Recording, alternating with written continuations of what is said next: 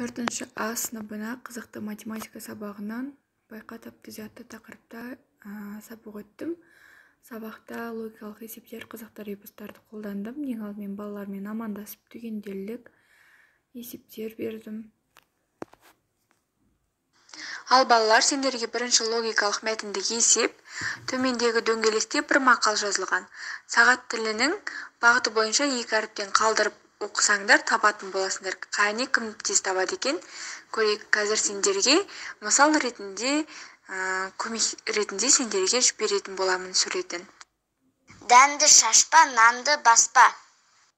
Жарайсың, Наз, өте жақсы, дұрыс. Бірақ та сөздеріңнің орны ауысыпты, иә? Ода ештеңе етпейді. Жақсы. Екінші тапсырма ретінде балықты аула атты тапсырманы бердім. Бұл жерде қай аңның балығы көп екенін табу керек. Қасқырдың балығында шелегінде 80, аюдыкінде 60 есептің жауаптары, ал түлкінікінде 70. Осы есептер шығару арқылы қай аңның балығы көп екенін табады. Және әр жауаптан кейін мен барлығын бағалап отырдым.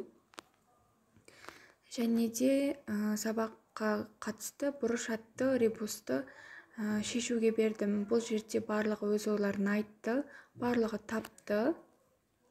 Бір таңбалы сан 5 болса да болады, 1 болса да болады. Геометриялық фигура 3 бұрыш. Бұрыш түрі сүйір бұрыш. Барлығын бағалап отырдым. Және де логикалық мәтіндік есептер де бердім. Барлығына жауап беріп отырды. Артынан жауабын айтып, сәйкестендіріп, дұрыс түсіндіріп отырдым. 5 ұл, 1 қыз. Барлығымен бірге жұмыс істедім. Және де үлгермей жатқан оқушылармен жеке чатта да бірге жұмыс істеп отырдым. Үлгермей жатқан оқушылармен.